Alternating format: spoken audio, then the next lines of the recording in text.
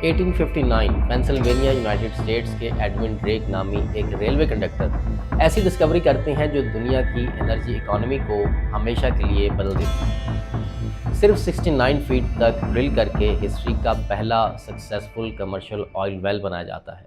Edwin Drake की इस कामयाबी के बाद पेंसिल्वेनिया की ऑयल क्रीक वैली बन जाती है दुनिया की तवज्जो का मरकज़। हर तरफ ड्रिलिंग रिग्स बनने लग जाते हैं। रेलवे नेटवर्क के ज़रिए ऑयल को बैरल्स में भरकर ट्रांसपोर्ट किया जाता है। छोटे कस्बे टाउन्स शहरों में बदलने लगते हैं। ये वो लम्हा था जहां से मॉडर्न ऑयल इकोनॉमी का आगाज़ होता है। आज की वीडियो में मैं आपको सुनाऊंगा ऑयल इकोनॉमी की एक इनक्रेडिबल कहानी।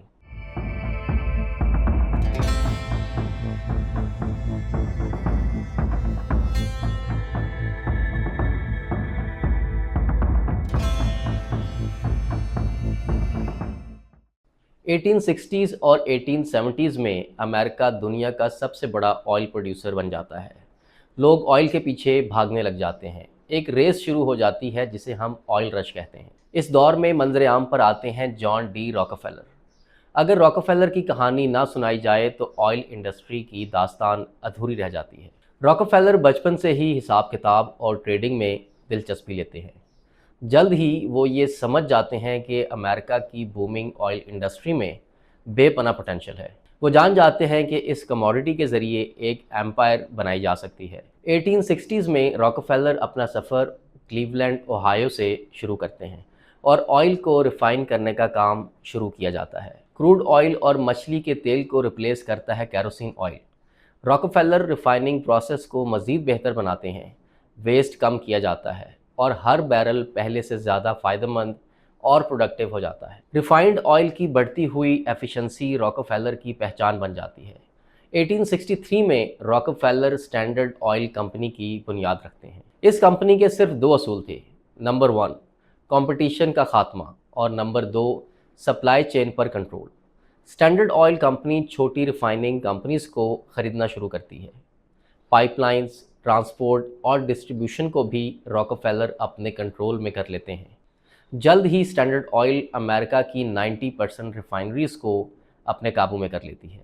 ये मोनोपोली उस दौर की सबसे बड़ी कॉरपोरेट पावर बन जाती है। रॉकफेलर की बेरहम बिजनेस स्ट्रैटेजी उन्हें अमेरिका का पहला बिलियनियर बना देती है। हिस्ट्री में पहली दफ़ा कॉरपोरेट पावर और इकोनॉमिक इन्फ्लुएंस का कॉम्बिनेशन क्रिएट होता है। 20th सेंचुरी के शुरू में एक और क्रिटिकल डेवलपमेंट होती है। Anglo Persian oil company Iran की मस्जिद सुलेमान फील्ड में ड्रिलिंग करती है। 1908 में ऑयल डिस्कवर कर लिया जाता है।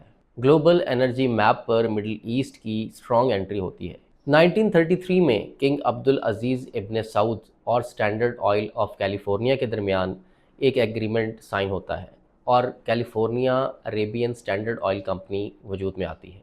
सऊदी अरेबिया में ऑयल की तलाश शुरू कर दी जाती है। एक्सप्लोरेशन शदीद मुश्किलात से दोचार होती हैं जब रिपीटेड अटैम्प्ट्स फेल हो जाती हैं। Chief geologist max स्टाइनेक structure drilling की एक नई टेक्निक डेवलप करते हैं। ये टेक्निक मिडिल ईस्ट की ऑयल एक्सप्लोरेशन में एक इनकलाब साबित होती है। स्ट्रक्चर ड्रिलिंग का मतलब ये था कि एक ही लोकेशन पर एक के बजाय मल्टीपल वेल्स बनाए जाएं, ताकि जियोलॉजिस्ट ज़मीन के नीचे पत्थरों को और ज़मीन की साख्त को समझ सकें और देख सकें कि ऑयल कहाँ पर फंसा हुआ है। हर वेल एक क्लू था और हर क्लू जियोलॉजिस्ट को कामयाबी के करीब करता था। आखिरकार 3 मार्च 1938 को दमाम नंबर 7 वेल से ऑयल निकल आता है। ये पहला कमर्शियल वेल था जो सऊदी अरेबिया को ऑयल प्रोड्यूसिंग वर्ल्ड का हिस्सा बना देता है। 1944 में California Arabian standard oil company का नाम बदलकर अरेबियन अमेरिकन ऑयल कंपनी यानी अरामको रख दिया जाता है। दमाम नंबर 7 वेल, जिसको प्रॉस्पेरिटी वेल भी कहा जाता है, सऊदी अरेबिया को ट्राइबल सिस्टम से निकालकर मॉडर्न पेट्रो स्टेट बना देता है और अरामको बन जाती है दुनिया की सबसे बड़ी oil company. Saudi oil fields सारी दुनिया को ऑयल सप्लाई करती हैं। इस वेल्थ के आने से सऊदी अरेबिया मिडिल ईस्ट की जियोपॉलिटिक्स का सेंटर बन जाता है। वर्ल्ड वॉर 1 और वर्ल्ड वॉर 2 में ऑयल की स्ट्रेटेजिक इम्पोर्टेंस बढ़ जाती है। विंस्टन चर्चिल ब्रिटिश नेवी को कोयले से ऑयल पर शिफ्ट करते हैं। वर्ल्ड वॉर 2 में जर्मनी की सोवियत यूनियन पर अटैक करने की मेजर रीज़न भी कॉकसस के ऑयल फील्ड्स थे। آئل اب اکنامک ایسٹ کے ساتھ ساتھ ملٹری ایسٹ بھی بن جاتا ہے۔ 1945 میں ایک ہسٹورک میٹنگ ہوتی ہے یو ایس ایس کوئنسی پر، جہاں U S president Franklin D Roosevelt اور سعودی کنگ عبدالعزیز ابن سعود ملاقات کرتے ہیں۔ اس میٹنگ میں یو ایس سعودی آئل الائنس کی بنیاد رکھی جاتی ہے۔ امریکہ کو سیکیور آئل سپلائی ملتی ہے اور سعودی عربیہ کو سیکیورٹی کی گارنٹی۔ یہ ڈیل آج تک گلوبل جیو پالیٹکس کو شیپ کر رہی ہے۔ 1960 میں organisation of oil exporting countries OPEC بنائی جاتی ہے۔ Iran, Iraq, Kuwait, Saudi Arabia اور وینزویلا اس آرگنائزیشن میں شامل ہوتے ہیں۔ اوپیک کا پرپس تھا آئل پروڈیوسنگ کنٹریز کو ایک پلیٹ فارم دینا تاکہ وہ اپنی پروڈکشن اور پرائسز کو ریگولیٹ کر سکیں۔ یہ پہلی دفعہ تھا جب ریسورس رچ ڈیولپنگ کنٹریز نے گلوبل مارکیٹ پر کلیکٹیو کنٹرول حاصل کرنے کا آغاز کیا۔ 1973 کا آئل کرائسس ایک اور میجر ٹرننگ پوائنٹ تھا۔ 1967 کا عرب اسرائیل کانفلکٹ، جس میں بہت سی عرب لینڈ اسرائیل کے قبضے میں چلی جاتی ہے، وجہ بنتا ہے 1973 کی یوم کپور وار کی۔ ایجپٹ اور سیریا اپنی کھوئی ہوئی زمین واپس لینے کی کوشش کرتے ہیں۔ یوم کپور وار کے بعد عرب آئل پروڈیوسرز یو ایس اور اس کے الائز پر آئل امبارگو لگا دیتے ہیں۔ آئل پرائسز میں کئی گنا اضافہ ہو جاتا ہے۔ ویسٹرن اکانومیز جنہوں نے چیپ آئل پر اپنی گروتھ بلڈ کی تھی، اچانک ریسیشن کا شکار ہو جاتی ہیں۔ اس کرائسس نے دنیا کو انرجی انسیکیورٹی کا احساس دلایا، جس کے بعد اسٹریٹجک پیٹرولیم ریزروز بنائے گئے اور انرجی ڈائیورسیفیکیشن پر سیریسلی غور کیا جانے لگا۔ 1980s اور 1990s میں مارکیٹس زیادہ کمپلیکس ہو جاتی ہیں۔ نیو یارک مرکنٹائل ایکسچینج پر آئل فیوچرز ٹریڈ ہونے لگتا ہے۔ فیوچرز ٹریڈنگ اور فائنینشلائزیشن سے آئل ایک کمپلیکس ٹریڈنگ ایسٹ بن جاتا ہے۔ اب پرائس صرف سپلائی ڈیمانڈ سے نہیں بلکہ اسپیکولیشن اور جیو پالیٹکس سے بھی افیکٹ ہونے لگتی ہیں۔ 1991 میں آئل پالیٹکس ایک دفعہ پھر انٹینسیفائی ہو جاتی ہے جب گلف وار کا آغاز ہوتا ہے۔ عراق کویت پر حملہ کرتا ہے۔ صدام حسین کی نظریں کویت کے آئل ویلتھ پر ہوتی ہیں۔ ایک ایسے ریجن میں جہاں دنیا کے سب سے بڑے آئل ریزروز پائے جاتے ہوں، یو ایس لیڈ کولیشن کا انٹروین کرنا لازمی تھا۔ کولیشن فورسز عراق کو فیصلہ کن شکست دیتی ہیں اور کویت کو آزاد کر دیا جاتا ہے۔ U S president George W Bush cease fire declare کرتے ہیں۔ اس ساری صورتحال کے بعد امریکہ کو کویت کے آئل ریزروز پر رسائی مل جاتی ہے۔ 1991 میں ہی کویت اور یونائٹڈ اسٹیٹس کے درمیان ایک formal defence cooperation agreement DCA sign کر لیا جاتا ہے، اور یوں oil security global military strategy کا ایک میجر پارٹ بن جاتی ہے۔ ارلی اور مڈ 2000 میں چائنا اور انڈیا کی rapid economic growth oil demand کو انپریسیڈنٹڈ لیول تک پہنچا دیتی ہے۔ چائنا 1980s میں آئل امپورٹ کرنا شروع کرتا ہے اور دیکھتے ہی دیکھتے 1993 میں وہ دنیا کا سب سے بڑا آئل امپورٹر بن جاتا ہے۔ 2008 میں آئل پرائسز ریکارڈ $147 پر بیرل تک پہنچ جاتی ہیں، لیکن اسی سال American financial crisis global recession کو ٹریگر کرتا ہے اور آئل پرائسز گر جاتی ہیں۔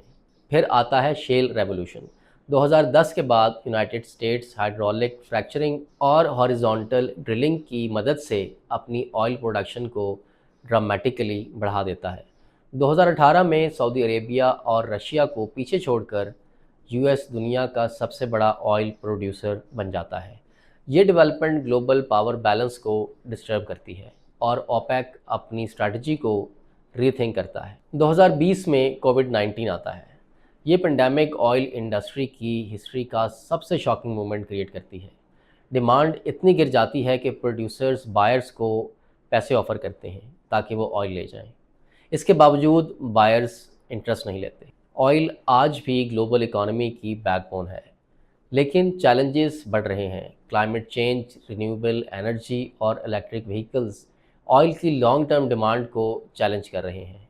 انٹرنیشنل انرجی ایجنسی کی رپورٹس کے مطابق اگر نیٹ زیرو ٹارگٹس فالو کیے گئے تو فیوچر میں آئل ڈیمانڈ پیک کر سکتی ہے۔ نیٹ زیرو کا مطلب ہے کہ اتنی گرین ہاؤس گیسز ایٹماسفیئر میں ریلیز کی جائیں جتنی واپس ایبزارب ہو سکیں تاکہ بیلنس زیرو رہے۔ ریالٹی یہ ہے کہ ابھی بھی دنیا کی میجر ٹرانسپورٹ، ایویشن، شپنگ اور انڈسٹریل سسٹمز آئل پر ڈیپینڈ کرتے ہیں، اور مڈل ایسٹ، رشیا، USA اور افریقہ کے آئل ریزروز اب بھی جیو پالیٹکس کا سینٹر ہے۔ آئل کی کہانی صرف ایک نیچرل ریسورس کی کہانی نہیں ہے، یہ انوویشن، وار، پالیٹکس، کارپوریٹ پاور اور اکنامک سروائیول کی ایک انکریڈبل داستان ہے۔ ڈریک کے چھوٹے سے ویل سے لے کر ٹریلین ڈالر کی گلوبل مارکیٹ تک، آئل نے دنیا کو جیسا ہم آج اس کو دیکھتے ہیں ویسا بنانے میں ایک میجر رول پلے کیا ہے۔ اور سب سے امپورٹنٹ بات، یہ کہانی ابھی ختم نہیں ہوئی۔ انرجی ٹرانزیشن کے اس دور میں سوال یہ نہیں ہے کہ آئل کب ختم ہوگا، سوال یہ ہے کہ دنیا کتنی تیزی سے اس کا آلٹرنیٹ اڈاپٹ کرتی ہے۔ تو دوستوں، یہ تھی آج کی ایپیسوڈ۔ آئی ہوپ کہ آپ کو ایپیسوڈ اچھی لگی ہوگی۔ جانے سے پہلے لائک، سبسکرائب اور شیئر کا بٹن دبانا نہ بھولیے گا۔ Thank you so much for watching and stay tuned for more upcoming videos.